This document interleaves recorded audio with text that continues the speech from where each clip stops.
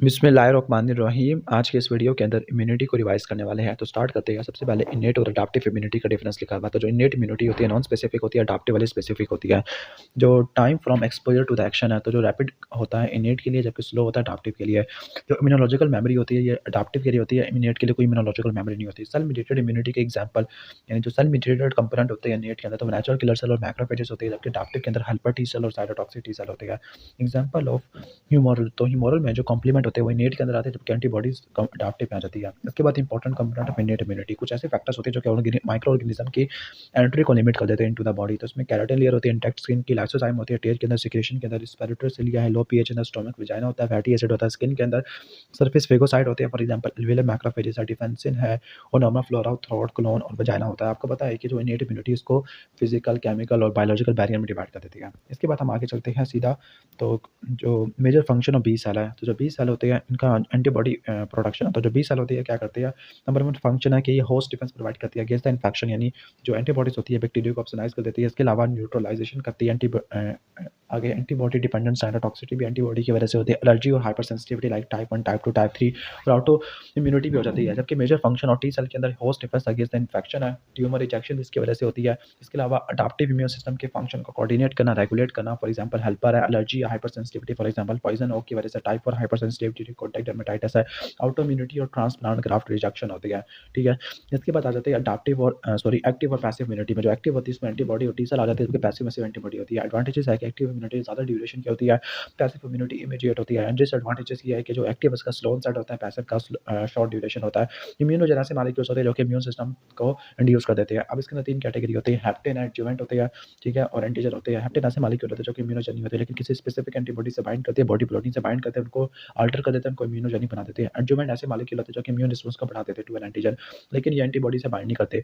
तो ये carrier protein से डिफर होते हैं, क्योंकि जो कैरियर प्रोटीन से इसलिए डिफर होते हैं क्योंकि ये जो एडजुवेंट होती है ये इम्यूनोजेन से कोवेलेंटली बाउंड नहीं होती है, जबकि कैरियर प्रोटीन इम्यूनोजेन से कोवेलेंटली बाउंड होती है। फॉर एग्जांपल कुछ ऐसी वैक्सीन होती है जहाँ पे एडजुवेंट होता है, फॉर एग्जांपल एडजुवेंट में एल्यूमिनियम हाइड्रोक्साइड या लिपिड्स वगैरह होते हैं। इनहेरेंट इम्यूनिटी के कुछ बैरियर्स होते हैं, लाइक मैकेनिकल बैरियर है, इसके बाद बायोलॉजिकल बैरियर और केमिकल बैरियर है। जो मैकेनिकल बैरियर है इसमें केराटिन है, स्किन लेयर होती है, इसके अलावा म्यूसिन्स होती है, पेरिस्टासिस होती है, जीआईटी की यूरिन फ्लो होता है, एयर फ्लो होता है रेस्पिरेटरी ट्रैक के अंदर।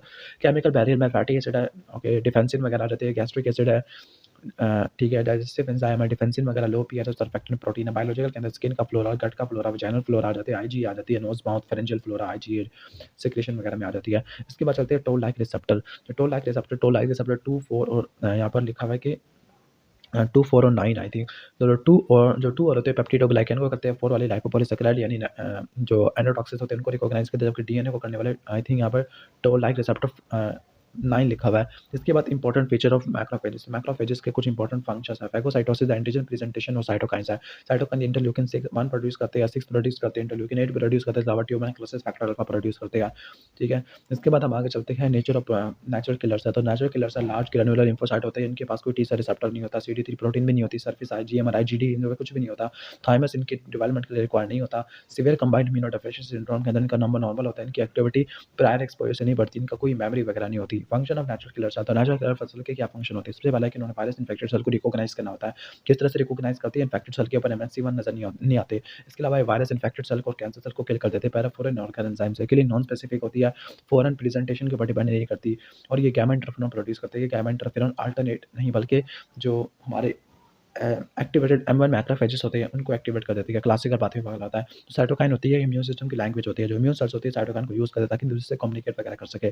कीमोकाइन या कीमोटेक्टिन साइटोकाइन होते हैं, ये आगे अट्रैक्शन वगैरह प्रोवाइड करती है, लाइक अल्फा कैटेगरी में CXC है, इसमें इंटरल्यूकिन 8 और ईओटैक्सिन वगैरह आ जाएगा। इंटरल्यूकिन 8 न्यूट्रोफिल के लिए होता है, ठीक है।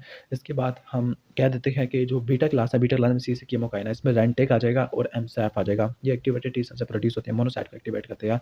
अब अडैप्टिव इम्यूनिटी और लिम्फोसाइट एंटीजन रिसेप्टर है, तो कंपैरिजन ऑफ टी और बी सेल लिखा हुआ है।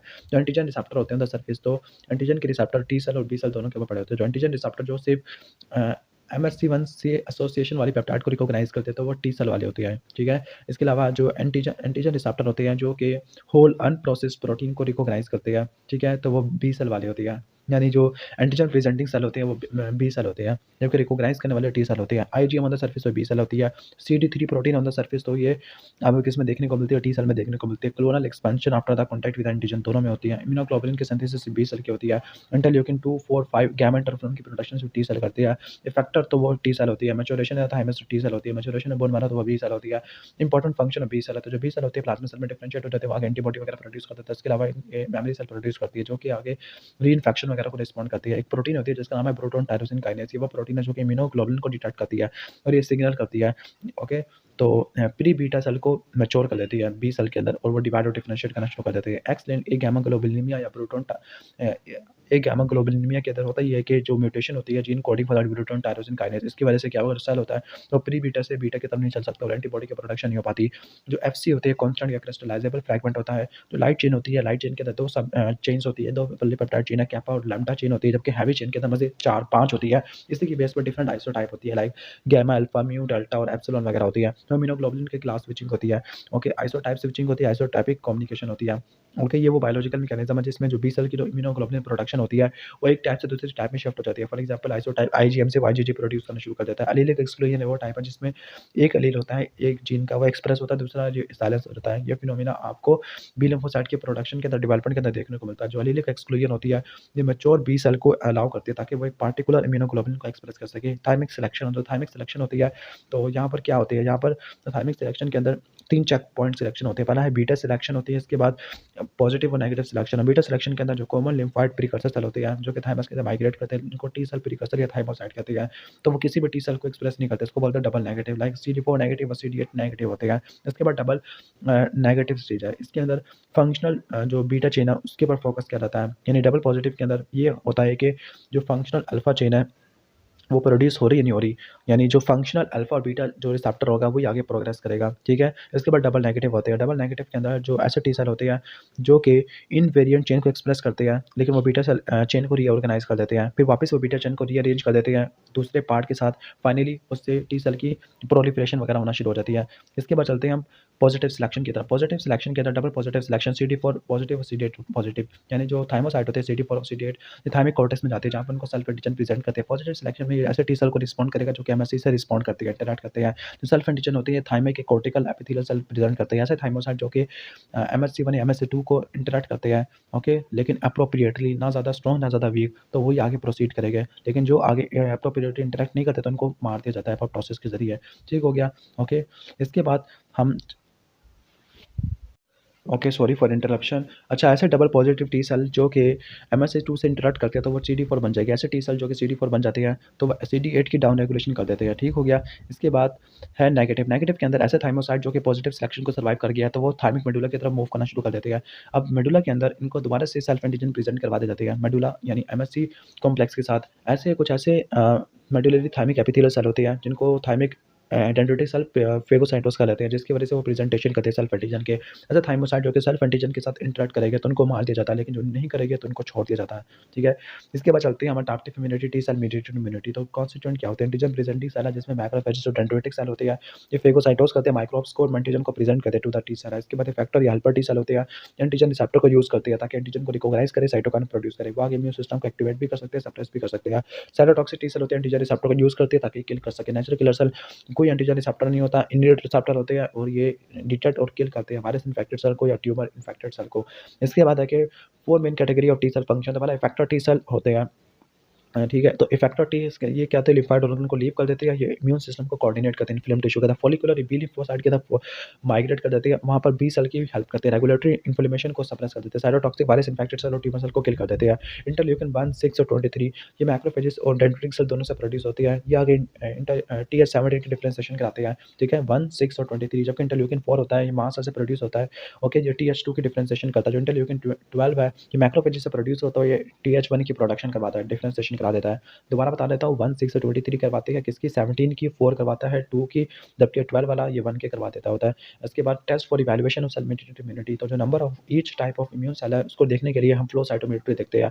नॉर्मल पर्सन के अंदर जो CD पॉजिटिव सेल होती है वो 500 से लेकर 1500 पर माइक्रोलीटर होती है। HIV या एड्स के अंदर 200 से भी कम हो जाती है। CD4 पॉजिटिव यहाँ पे लिखा हुआ है, ठीक है। इन विवो टेस्ट है। अच्छा, ये कौन सा इन विवो टेस्ट के अंदर 40 सेल कंप्यूटर, तो स्किन टेस्ट करते हैं। स्किन टेस्ट के अंदर प्री एग्जिस्टिंग मेमोरी सेल को देखते हैं, उसकी बेस पर हाइपर सेंसिटिविटी होती है, ठीक है। ओके, इसके बाद है अडैप्टिव इम्यूनिटी। अडैप्टिव इम्यूनिटी में बी सेल और एंटीबॉडी आ जाती है। आईजीजी मेन एंटीबॉडी है, स्टैंडर्ड रिस्पांस के अंदर बैक्टीरिया को ऑप्सोनाइज कर देती है, उसकी फेगोसाइटोसिस को बढ़ा देती है, कॉम्प्लीमेंट को फिक्स कर देती है, बैक्टीरियल किलिंग को बढ़ा देती है, बैक्टीरियल टॉक्सिन को, वायरसेस को न्यूट्रलाइज कर देती है, प्लेसेंटा को क्रॉस करती है। आईजीएस सेक्रेटरी आईजी होती है, ये बैक्टीरिया वायरसेस की म्यूकस मेम्ब्रेन पे अटैचमेंट को मिनिमाइज कर देती है, कॉम्प्लीमेंट को फिक्स नहीं करती। आईजीएम ये प्राइमरी रिस्पांस में बनती है, कॉम्प्लीमेंट को फिक्स करती है, प्लेसेंटा को क्रॉस नहीं करती, एंटीजन रिसेप्टर होते हैं on the surface of B cell है। इसके बाद जो आईजीडी होती है हमारे बी सेल के सर्फेस के ऊपर पड़ी होती है, उसके अलावा सीरम के ऊपर पड़ी होती है। आईजीई ये हाइपर सेंसिटिविटी को मीडिएट करती है, ठीक है। इसके अलावा ये कॉम्प्लीमेंट वगैरह को फिक्स नहीं करती, वर्म्स के अगेंस्ट इन्फेक्शन वगैरह को ट्रीट करती है। इसके बाद summary of therapeutic monoclonal antibody, तो जो काइमेरिक एंटीबॉडी ह्यूमनाइज्ड और फुल ह्यूमनाइज्ड, जो काइमेरिक होती है इसको एक्समाप कहते हैं, जबकि ह्यूमनाइज्ड को जुमाब और यूमाब कहते हैं। ये फुली ह्यूमनाइज्ड को तो 65% काइमेरिक होता है, 95% ह्यूमनाइज्ड होता है और 100% फुली ह्यूमनाइज्ड होता है। एडवांटेजेस है कि जो काइमेरिक है उसकी हाई एफिनिटी होती है लेकिन हाईली इम्यूनोजेनिक होती है, जबकि ह्यूमनाइज्ड की लेस इम्यूनोजेनिक होता है, लेस एंटीजन एफिनिटी है, जबकि फुली इम्यूनाइज्ड की दो इम्यूनोजेनिक है और टेक्निकली डिफिकल्ट और एक्सपेंसिव होती है।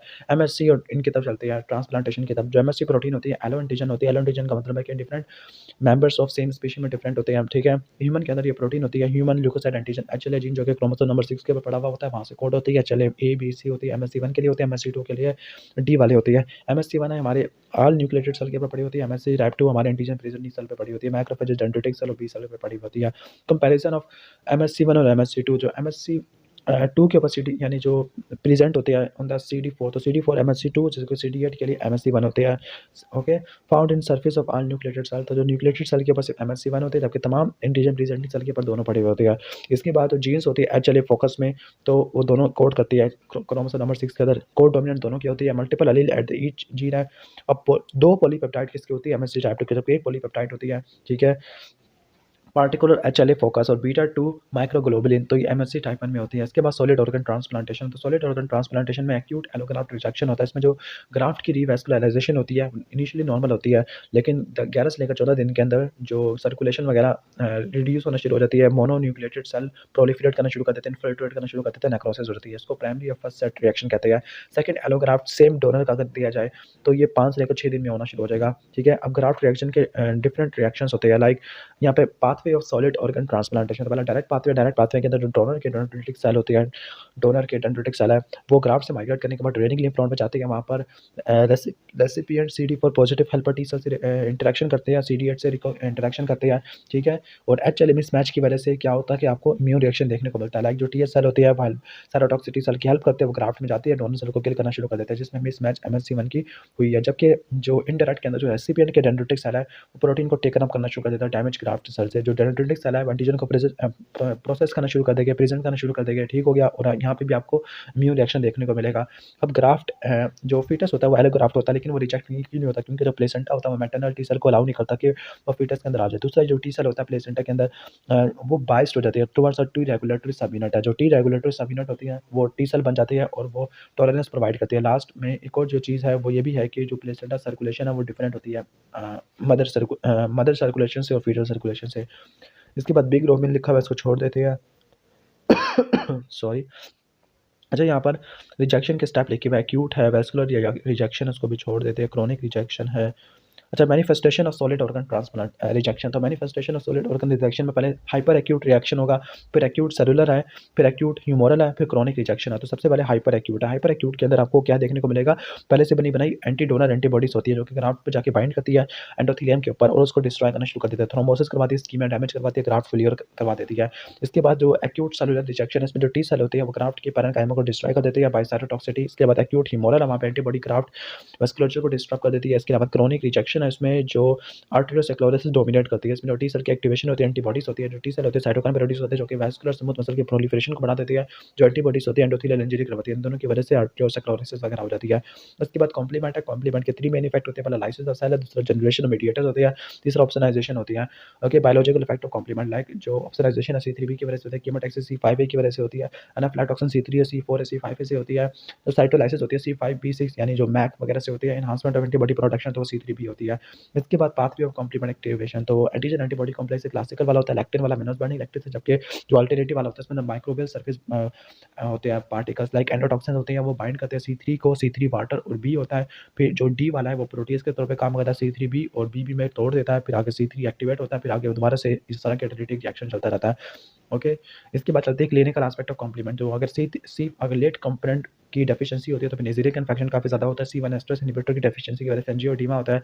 ओके, डी के एक्सेलरेटिंग फैक्टर की डेफिशिएंसी की वजह से क्या होता है कि प्रोक्सिमल नॉक्टर्नल हीमोग्लोबिन यूरिया होता है, ट्रांसफियर मिसमैच होती है। इसके अलावा इम्यून कॉम्प्लेक्स होती है, एंटीजन एंटीबॉडी से वो कॉम्प्लीमेंट में जाके बाइंड कर लेते हैं। ओके, इसके अलावा लिवर डिजीज़ वाले पेशेंट के अंदर कॉम्प्लीमेंट की डेफिशिएंसी होती है। इसके बाद एंटीजन एंटीबॉडी रिएक्शन है जिसमें एलिसा वगैरह होता है। Okay, haemolytic disease of newborn होती है जिसमें फीटल आरबीसीज़ होती है, आरएच पॉजिटिव वाला होती है, मदर आरएच नेगेटिव होती है, सारा रिएक्शन वगैरह देखने को मिलती है। ओके, इसके बाद हाइपर सेंसिटिविटी है। हाइपर सेंसिटिविटी के ऊपर मैं ऑलरेडी वीडियो अपलोड कर चुका, तो आप उसको देख लेना। और अगर आपको ये वीडियो अच्छी लगी है तो वीडियो को लाइक कर देना, चैनल पर नए हो तो सब्सक्राइब कर देना।